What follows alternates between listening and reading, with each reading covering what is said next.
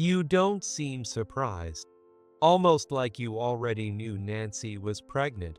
Hey, Dad, you have an idea why, don't you? When Steve heard Ryan's words, he let out a smug laugh and, without showing any guilt, continued talking.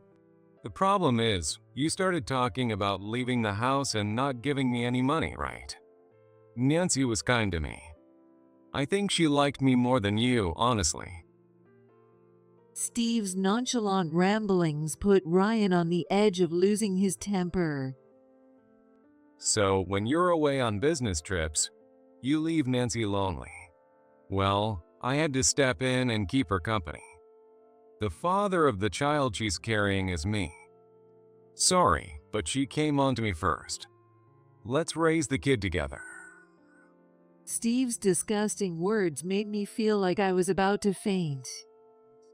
What? Are you kidding me?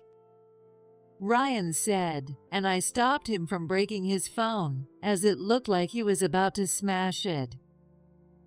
What followed was nothing short of chaos. How long do you plan to stay a child? You want a kid? Who's going to raise them? Stop wanting a child just to satisfy your desires. A child is a life, not your toy. I will protect my precious son, Ryan, and his wife, Nancy. Do you have anything to protect? Probably just your tiny, pathetic pride. If that's what you're protecting, why don't you hurry up and go to hell? I will never forgive you. My name is Olivia, and I'm a 43-year-old part-time homemaker. I have a son, Ryan, who I gave birth to when I was 20. I married my current husband, Steve, 6 years ago when Ryan was 17. Ryan's father was an older man I met while I was in college. He was incredibly intelligent and passionate about research. When we found out I was pregnant, we planned to get married once he graduated and started working. However, he tragically passed away in a fatal accident overseas during his research trip. I gave birth to Ryan on my own and managed to raise him with the support of my parents. It was during this time that I met Steve. Steve was a regular at the cafe where I worked, coming in almost every day. I still remember how childlike he seemed, always ordering ginger ale as soon as he sat down. Seeing him daily, I gradually became interested in him. Despite his sharp features, Steve was incredibly talkative and always cracked jokes that made me laugh whenever I came by his table. He usually came with his friends, but sometimes he'd wait outside for me to finish my shift. Olivia, you must be tired. Want to grab dinner together? When he asked me out, we went on several dates. Ryan, who was in high school by then, often stayed late at tutoring, giving me some time to enjoy myself. As we spent more time together, I started thinking about the possibility of marrying Steve. After losing Ryan's father while still unmarried, I thought I'd never be able to marry anyone. But then Steve appeared in my life like an oasis, at a time when I was desperately focused on raising Ryan. Steve treated me, an older woman, like a lady, and I started to imagine sharing my life with him. Most importantly, Ryan took to Steve very well. At the time, Steve was still in his 20s, so Ryan probably saw him more like an older brother. Even so, Steve often took Ryan out and doted on him. So, when Steve proposed, although I hesitated, I decided to marry him, wanting to give Ryan a father. Ryan, who was intelligent and well-behaved like his late father, quickly started calling Steve Dad instead of Steve after we got married. Steve didn't seem to mind at all. In fact, he looked quite pleased and fired up.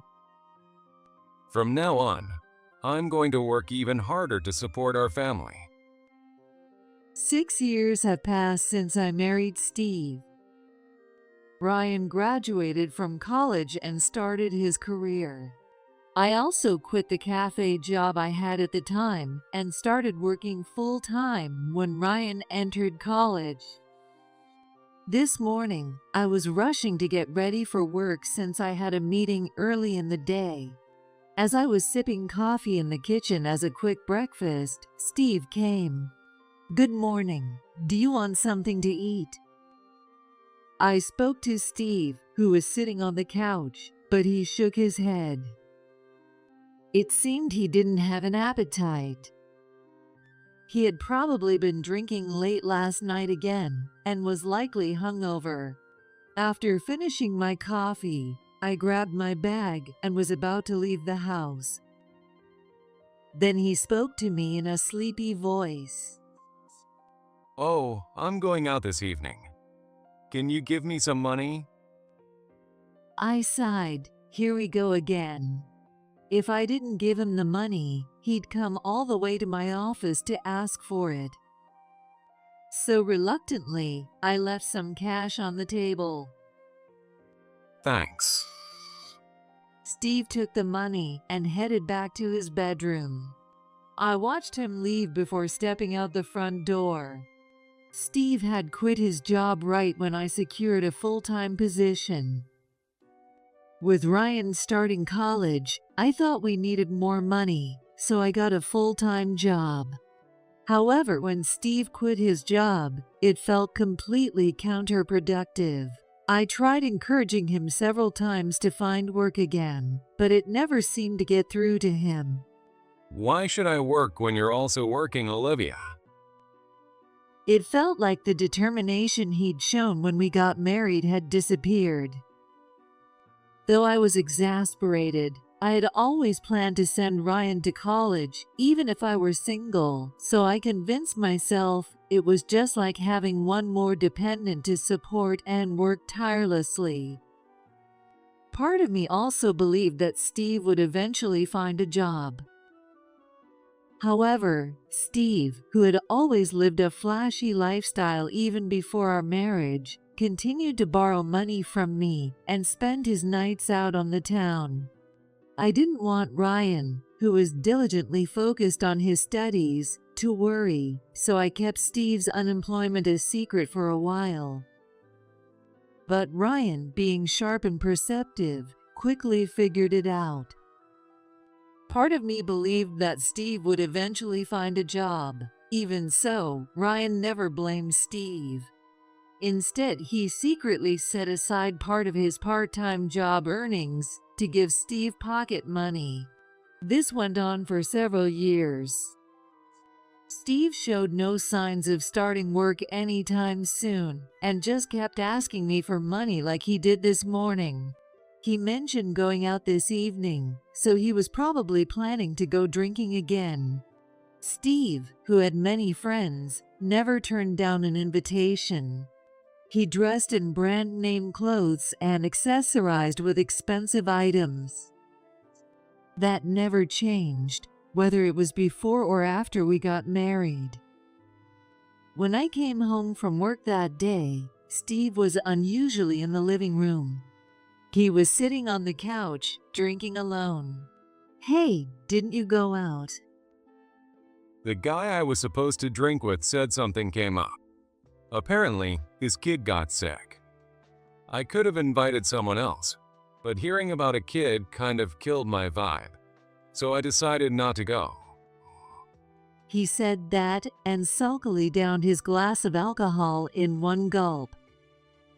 That's too bad. I wonder if the person he was supposed to meet was a woman since they mentioned a kid. With that thought lingering, I just said a few words and headed to the kitchen. Steve placed his glass down and let out a big sigh. Guess it's no surprise. You can't really expect kids with a woman over 40. I reacted to his words. Guys around my age all have kids. Man, I'd love to try raising a child too. I really want a child of my own. Why can't we have kids? Steve spoke as if talking to himself, but loud enough for me to hear. Ryan used to be cute, but now he's 23. He got a job at some fancy company and acts all cocky. He's lost all his charm. Sometimes he even looks at me like I'm trash or something. Honestly, I can't stand him. When we got married, Steve had wanted kids of his own, and I was determined to fulfill his wish. Since I was approaching 40 at the time, I started fertility treatments and paid close attention to my daily habits. But even after 6 years of our marriage, we hadn't been blessed with a child. Steve sometimes made remarks like this when he was drunk, blaming me in a way. He had no idea how much those words cast a shadow over my heart each time. Mom, do you have a minute? Oh, where's Dad? One day when Ryan came home from work, he called me into the living room. Still in his suit, he looked sharp with his glasses on. Looking at him like this, he reminded me so much of his late father. He's out drinking again. He should be back soon, though. It was already past 11 p.m. If Steve didn't come home by this time, he'd likely stay out until morning. Lately, Steve has been coming and going from home inconsistently. He still hasn't started working and seems to go out into the nightlife almost every night. Mom, are you okay? No matter what happens, I'm always on your side. Ryan smiled warmly as he spoke, just like he always had. He has always been a reassuring presence, someone who protects me. And I've made a firm decision to protect Ryan, no matter what happens. At that moment, I heard the front door open. From the hallway came the sound of unsteady footsteps, and then the living room door opened. Oh, it's Ryan. Hey, don't just work all the time. Have a drink or something. You're so boring. Steve seemed to be in a good mood today. Occasionally, when Steve ran into Ryan in the living room, it led to arguments. He would always accuse Ryan of looking down on him, projecting his insecurities. Even though he had quit his job himself, he seemed to feel inferior to Ryan, who had landed a successful career. Hi, Dad. Can I talk to you for a moment? Ryan said, seating Steve on the couch. I sat down beside him. Ryan, with a serious expression, sat on a stool across the table and looked at us. Dad, Mom, I've decided to move out. I'm planning to get married. Ryan's sudden announcement left me unable to hide my surprise. Of course, it was a happy kind of surprise. Steve seemed at a loss for words as well.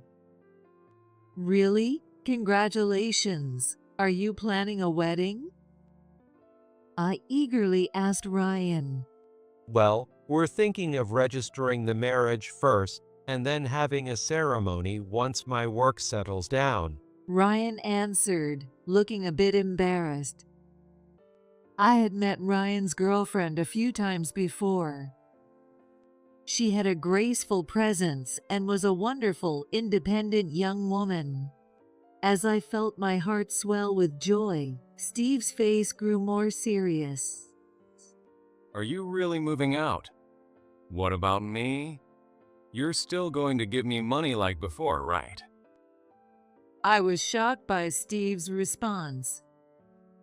I couldn't believe he was only worried about himself at a time like this. And I had no idea Ryan had been giving Steve money. Dad, when I get married, I'll be leaving this house. I'll have my own family, so I can't keep giving you money like I used to. If you need money, You should get a job. You're only 35, Dad. There are plenty of jobs out there. Ryan said what I'd always wanted to, but couldn't bring myself to say. I was sure he knew this would infuriate Steve, yet he still chose to speak up. As expected, Steve exploded in anger. There you go again, looking down on me. I don't care about your marriage or whatever. You're not moving out, and you're going to keep giving me money like before. Steve yelled and started throwing a tantrum. Since he had been drinking, he fell asleep soon after his outburst. Ryan carried Steve to the bedroom and then came back to the living room. What a troublesome dad. He said with a smile toward me. Ryan, congratulations on your engagement, I said to him once again. Despite Steve's strong opposition to Ryan's marriage, he seemed to have had a change of heart. Over the weekend, Ryan brought his partner, Nancy, to our house. I had met her a few times before, but she appeared even more mature and carried an even more graceful aura than before. My name is Nancy. It's a pleasure to meet you. Her manners were impeccable. Her makeup was modest, yet her skin was flawless, her hair shiny, and she was undeniably beautiful. Steve, who usually lounged around the house in sweats, darted to his room the moment he saw Nancy. He dressed to the nines, complete with a styled haircut, as if he were heading out for a night on the town. Though Nancy seemed quiet at first, she was full of conversation, and we never ran out of things to talk about. Steve was clearly very taken with her. Even after Nancy left, he asked Ryan to bring her over again soon. I was relieved to see that Ryan's marriage seemed to be progressing smoothly. After that, Ryan brought Nancy over a few more times. Each time, Steve was in high spirits, warmly welcoming her, and sometimes even suggesting she stay overnight. I kept a close watch on Steve. One time, I noticed him subtly touching Nancy when Ryan wasn't looking, taking advantage of his drunken state. While I understood he liked Nancy, such persistent physical contact with his son's partner was completely inappropriate. Nancy, while visibly uncomfortable, handled Steve skillfully. When I couldn't bear to watch any longer, I would step in and sit firmly between them. Get out of here, old lady. Each time, Steve would yell at me, but I didn't care about his outbursts as long as I was protecting Nancy, Ryan's important partner. Not long after, on Nancy's 23rd birthday, the two officially registered their marriage. Although they were now a married couple, Ryan's busy work schedule meant they hadn't found a new place to live yet. For the time being, they planned to live primarily at Nancy's apartment. While I felt a little sad about Ryan moving out, I wholeheartedly celebrated their new beginning. I'll visit often. Oh, and I have a 2-week business trip coming up for training. During that time, Nancy will come by to pick up some of my stuff. Is that okay? Nancy's apartment wasn't too far from ours, it seemed. I readily agreed to Ryan's request. However, I had a small concern, so I made a suggestion to Ryan. He readily agreed with a smile. Thanks, Mom. That simple expression of gratitude from Ryan warmed my heart. If anyone should be grateful, it's me, because I've made it my mission to protect Ryan and his wife, no matter what. 3 months had passed since Ryan and Nancy registered their marriage. At first, they frequently visited us, but lately, they hardly ever came by. Hey, isn't Ryan or Nancy coming over? If Ryan's busy, just invite Nancy. Steve said that and tried to get Nancy to come over to the house. If she doesn't come, I'll go to their place myself. Sometimes, he even said that and tried to barge into Ryan and Nancy's home. I had to step in and stop him from doing so. Then, Steve made a cryptic remark. Well, I think Nancy will end up living here eventually. Even so, when I told him it was inappropriate to meddle too much in a newlywed couple's life, even if it's his son, Steve reluctantly agreed. Knowing he couldn't see Nancy, Steve began going out to the nightlife even more frequently. He still wouldn't work, kept asking for money, and now seemed intent on disrupting Ryan's married life. I found myself wondering why I was even staying with Steve anymore. At first, I liked Steve for his sharp features, his smooth talking, and his kind demeanor. He got along well with Ryan and even said he would work hard for the family. But over time, he had quit his job, continued partying, and become completely unreliable. Even his ginger ale had been replaced by whiskey. The child Steve wanted was one I couldn't give him. Now that Ryan had become independent, I found myself wondering if there was any reason to stay with Steve. Sitting alone in the empty living room, I began to think about the future. Just then, our doorbell rang. It was almost midnight. Thinking Steve had come home, I unlocked the door without checking the monitor. Shortly after, the doorbell at the entrance rang. It was Ryan who had arrived. Mom, I'm sorry for showing up so late. Is Dad home? Ryan's face looked unusually tense, almost frightening. When I told him Steve wasn't home yet, Ryan frowned and clicked his tongue. It was the first time I'd seen him behave like this. Did something happen? I led Ryan into the living room and had him sit on the couch. He kept his head down, his face still stern. Sensing his intensity, I was at a loss for words, but Ryan, noticing the atmosphere, finally spoke up. Mom, I know this might be hard to hear, but I need you to be prepared. Nancy is pregnant. Even though he told me to prepare myself, I couldn't help but cry out in joy. Pregnant! Congratulations! That's wonderful! I had been nervous about what he might say, but the news of a pregnancy was a welcome surprise. Still, Ryan didn't relax his expression. What he said next would reveal something far more troubling. It was just the other day that they found out Nancy was pregnant. After she complained of feeling unwell, Ryan went with her to the hospital, where they received the news.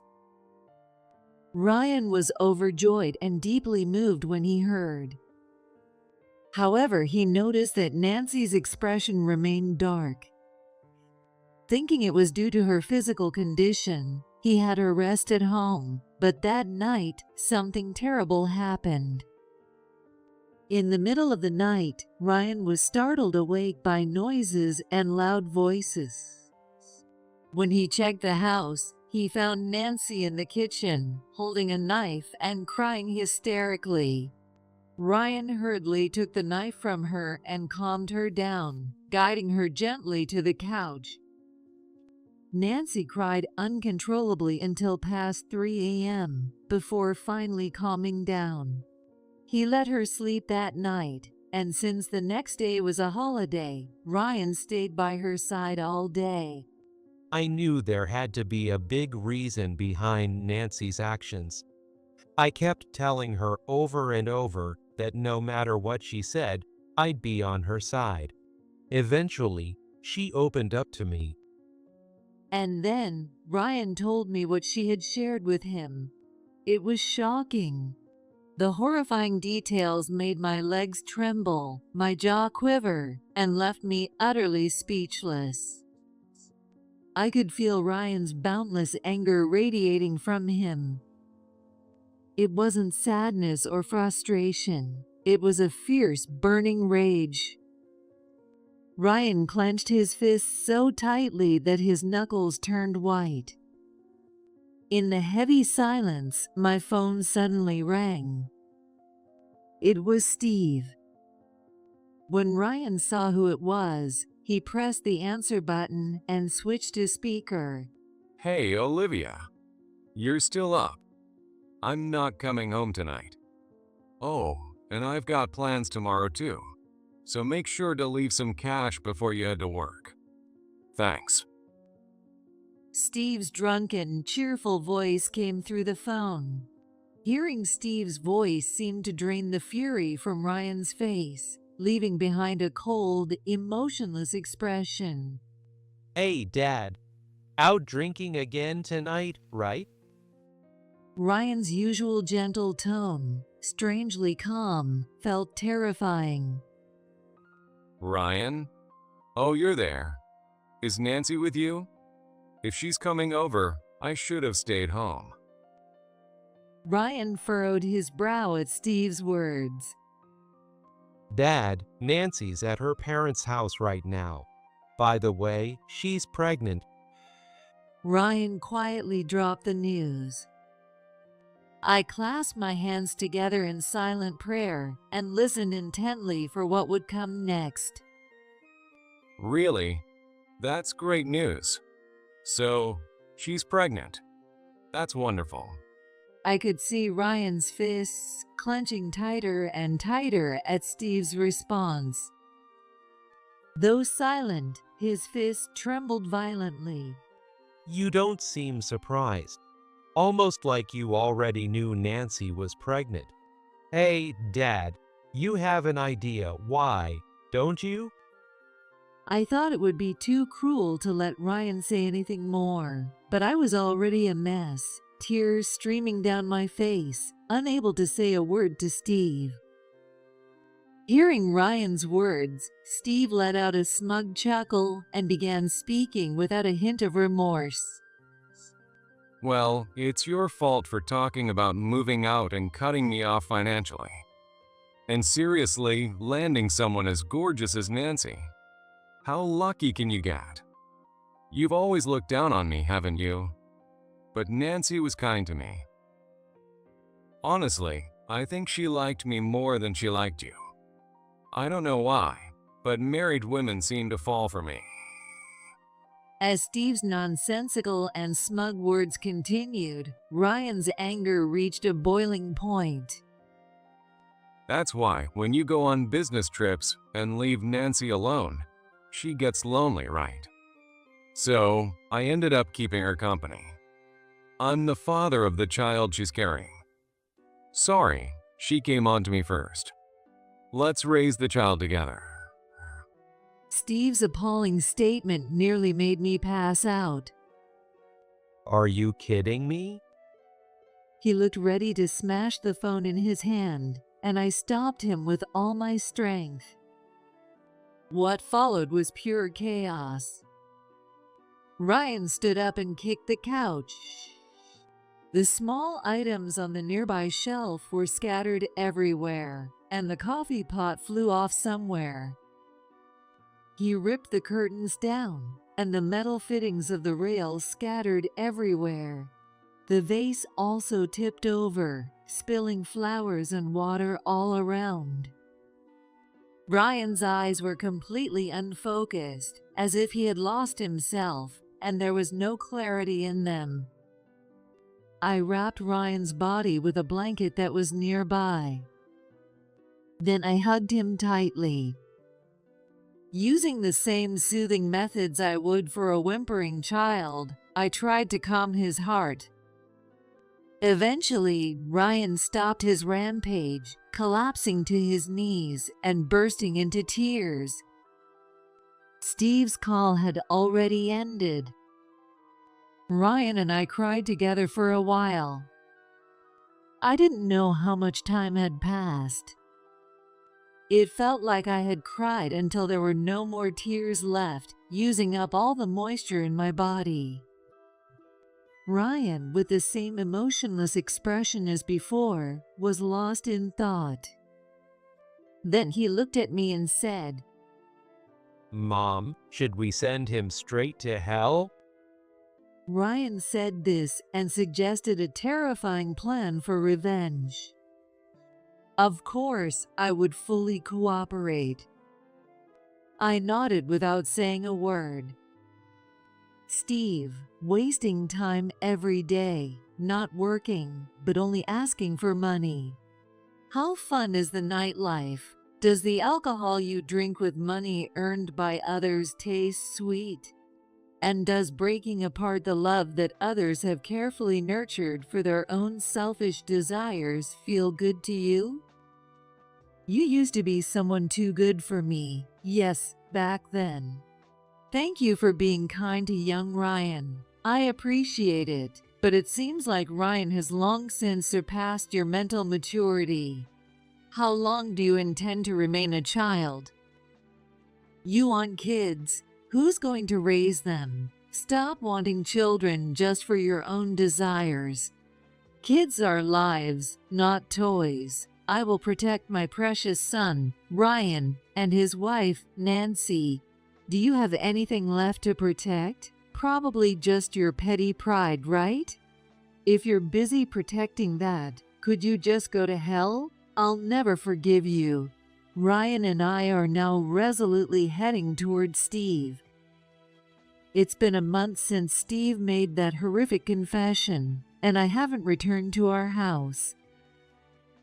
Right now, Ryan and I are staying in a hotel in the city. I just couldn't bring myself to face Steve. The thought of that man being my husband makes me sick. No, it's beyond that. I feel nothing but hatred toward Steve. Over the past month, Steve has called me multiple times, but the only thing he wants is money. He hasn't expressed any concern about me not coming home, nor has he apologized to Ryan. Instead, he constantly nags. Hey, Olivia, enough is enough. I can't go drinking because you haven't given me any money. It got so loud that, just once, I transferred Steve an amount of money that anyone leading a normal life would be perfectly fine with for about a month. But Steve spent it all in one night. I considered that my responsibility fulfilled and have since ignored any further calls from Steve. Steve is the kind of person who would barge into my workplace if it meant getting money. I couldn't allow him to cause trouble at work, so I explained the situation and resigned. We're living in a hotel now to avoid Steve from coming to our home. Nancy decided to take some time off and stay at her parents' place for a while. For the past month, Ryan and I have been fighting tirelessly to protect what's precious to us. We can't keep crying anymore. There are things we must do to move forward. With the information we've gathered over the past month, Ryan and I have come to face Steve. Today, I told Steve I was coming home, so he'll likely be quietly waiting at the house. He probably thinks he'll get money.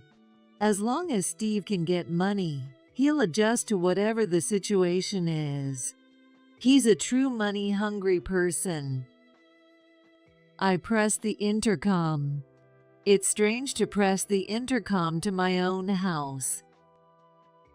But right now, I don't even want to think of this house where Steve lives as mine. I'm sure Ryan feels the same way. When we first got married, I was grateful that Steve accepted both Ryan and me. That's why, even when Steve quit his job and just played around, I thought I should give back the kindness he had shown by serving him. But 6 years have passed, and the grace period is over. And now, Steve has committed a grave mistake. We will never forgive him. I heard the sound of the door being unlocked, so Ryan and I entered the monster's lair. In the living room, Steve was sitting on the couch in his usual going out style. I'm heading out, so make it quick if you want to talk. And hey, don't forget the money. While putting a flashy watch on his left wrist, Steve said this with a tune humming under his breath. I could tell he was probably going on a date with a woman, but I felt no jealousy at all. Maybe I'm a strange wife for not feeling that. Ryan remained surprisingly calm when facing Steve, and I was relieved. Before we came here, I had checked Ryan to make sure he wasn't carrying anything dangerous.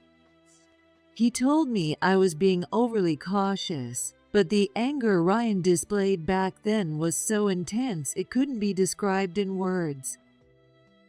I thought it was not impossible that Ryan might do something rash when meeting Steve today.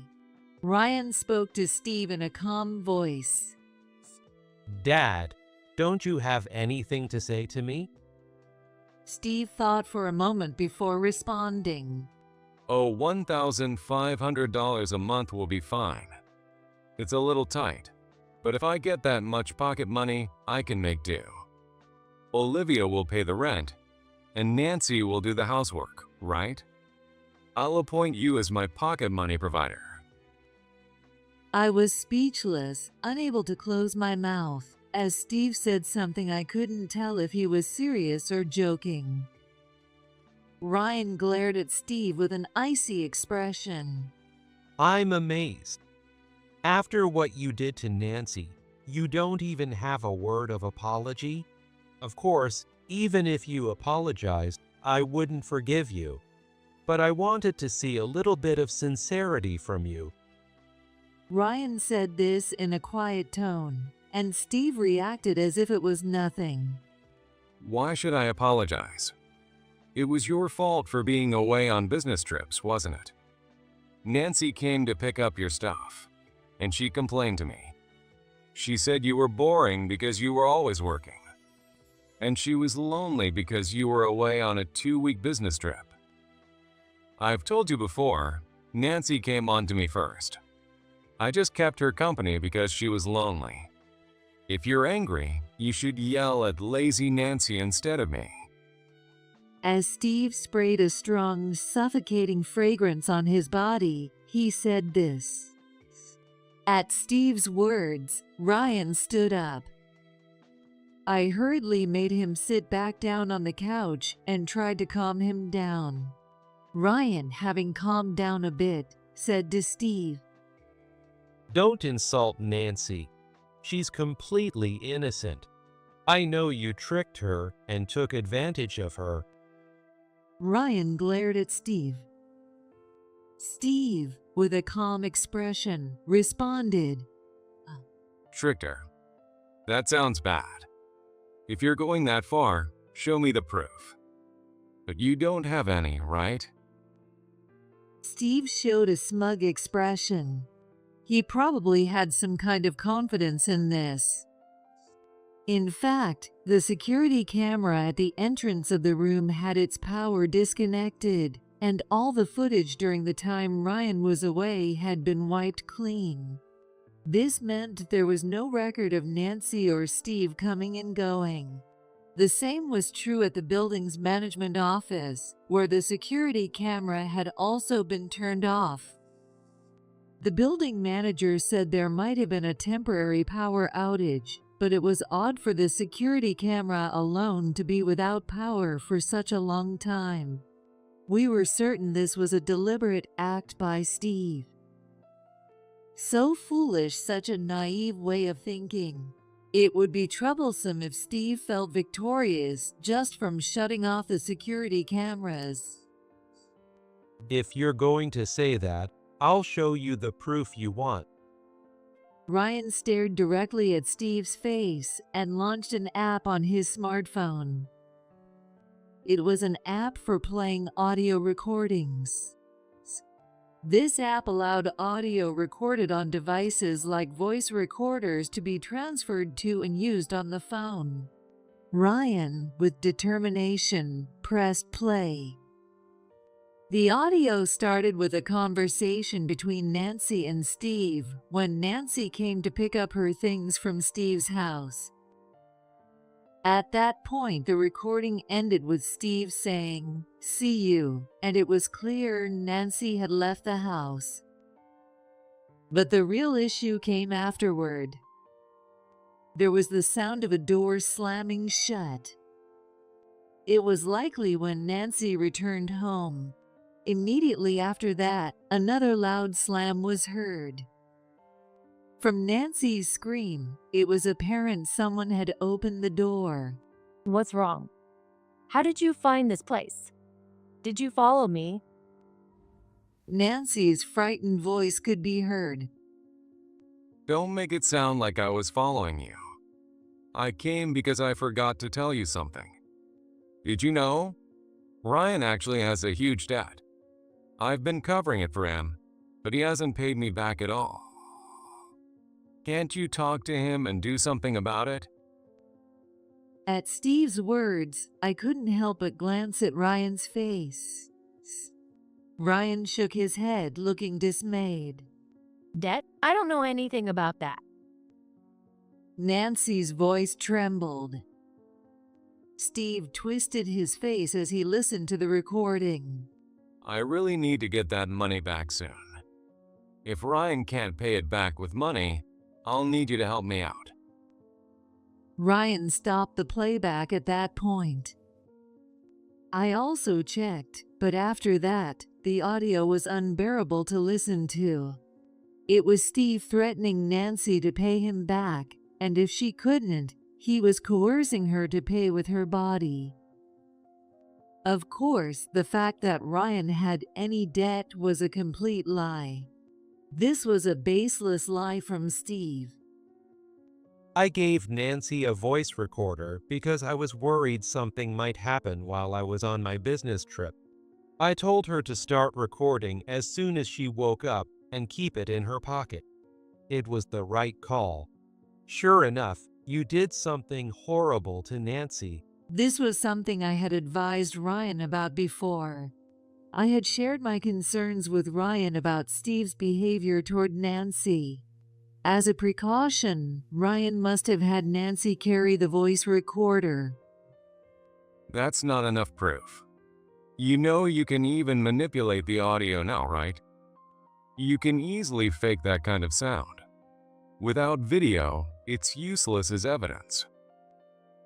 Steve was clearly shaken, but he still had enough energy to argue. Ryan sighed and continued. Sorry, but there is video. While I was on my business trip, Nancy sent me daily video messages. They were pretty long, so I recorded them on my computer. She was working on her computer before she went to pick up her things that day. Then, you barged into Nancy's house. Guess what? It was all clearly recorded. The computer's built-in camera captured everything that happened in the room. As Ryan said this, tears started flowing from his eyes. It must have been difficult for Ryan to review such painful footage of Nancy. But despite this, Ryan fought to protect Nancy and prove her innocence. This is no joke. What the hell? Delete that video and audio right now. What are you trying to do? Blackmail me? What's your goal here? It's your fault you're not giving us any money. What's the problem? It's a good thing. A new family member is coming.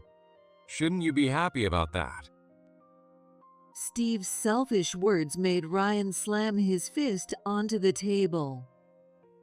Blackmail? You're the one who tricked and blackmailed Nancy. You took advantage of her while I wasn't around, and that's nothing but cowardly and despicable.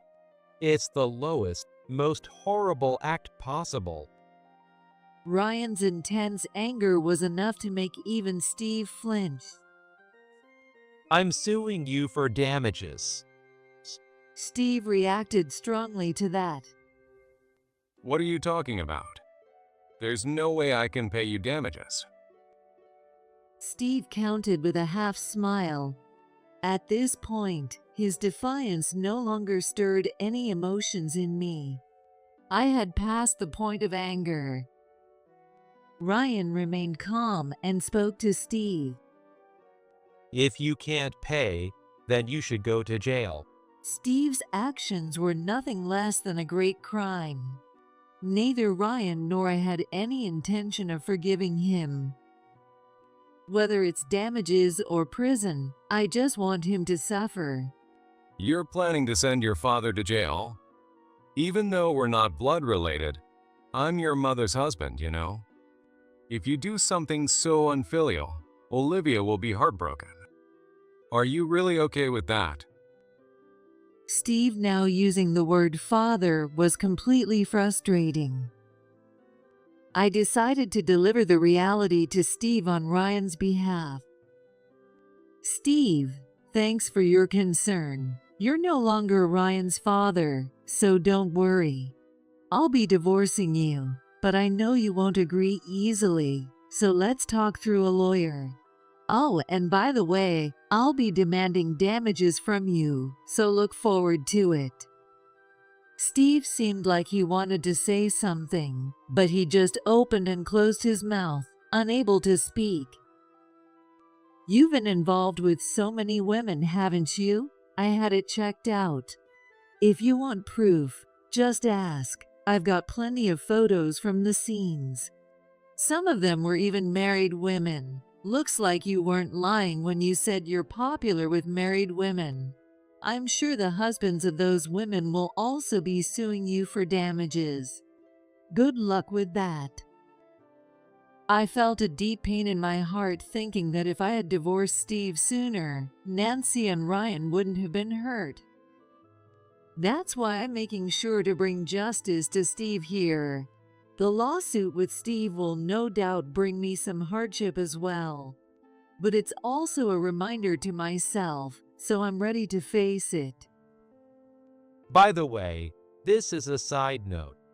Nancy's family is from a pretty traditional background, you know. They've been guarding that land for generations. Nancy's father was the 8th generation gentleman. He's planning to come and greet you because of this matter. At Ryan's words, Steve's face turned pale. It's likely that they're involved in some sort of organized crime. I'm looking forward to the visit. Are you really going to abandon me, Olivia? If Nancy has a child, it's my child, you know? Why don't we just stay together and raise the baby? Since you couldn't have one, let's raise Nancy's child together, okay? Steve's words were as selfish as ever. He had no idea how selfish his words were. I had planned to keep the truth from him as a final act of mercy, but Ryan and I felt Steve should know the truth. Ryan, after exchanging a glance with me, nodded and spoke to Steve in a calm voice. Sorry, but the child in Nancy's womb is not yours. It's mine. We had the weeks checked and calculated at the hospital. And considering everything, it's my child. Ryan's quiet yet powerful words left Steve unable to respond. I added my own comments. I didn't tell you before, but remember when we did fertility treatments together? You probably had a lot of tests, and the cause of the infertility was actually your male infertility. You had no viable cells, that's the truth. Steve's face filled with the greatest despair I'd seen all day. He had no money, he was losing his family, and now he was on the verge of losing his dignity as a man. The tiny pride Steve had protected was blown away in an instant. Tears started to fall from Steve's eyes as he crumpled to his knees. I felt no sympathy. I don't know what will happen to Steve from now on, but since we are no longer married, it's none of my concern. It's the consequences of his own actions. He should have stuck with his ginger ale and not bothered with alcohol. Now I'm living near Ryan and Nancy's new place. I don't go in and out frequently, as that would be inappropriate, but I enter and leave as needed. My main role is to help Nancy, who is pregnant, but she has been actively engaging in housework and exercise without being lazy, even during her pregnancy. There are times when her health isn't great, so I step in to prepare meals or clean when needed. My relationship with Nancy is good, and we've become close enough that Ryan gets a little jealous sometimes. Not sure where he got it from, but Dad's alimony payment came through all at once. After Nancy fell asleep, Ryan told me in the living room. He had probably gone to his own family to beg for the money. It turns out Steve was raised like a spoiled child in a strict household. He'd been kicked out of his family home for a while due to his reckless behavior. Ryan and I would have preferred he face the full consequences of his actions, but Nancy refused. He should suffer in the outside world. It was a resolute opinion, fitting for the daughter of the 8th generation. Being exposed to public scrutiny and living with the feeling of shame is a form of punishment in itself. Making his own money, paying back what he owes, and atoning for his sins. He has nothing left to escape. When Nancy said this with such calm grace, it surprised both Ryan and me. Ryan is doing well at work, and we're both eagerly awaiting the birth of their child. Ryan buys baby clothes and toys every day, and Nancy has been complaining that the house is getting cramped. I finalized my divorce with Steve through mediation. I'm planning to visit Ryan's father's grave this weekend to report everything. On a beautiful sunny day, Nancy gave birth in the warm sunlight. The healthy baby girl they had was starting to resemble Ryan in some way. I've gained something else I want to protect. The tiny hand of the baby grasped my finger tightly.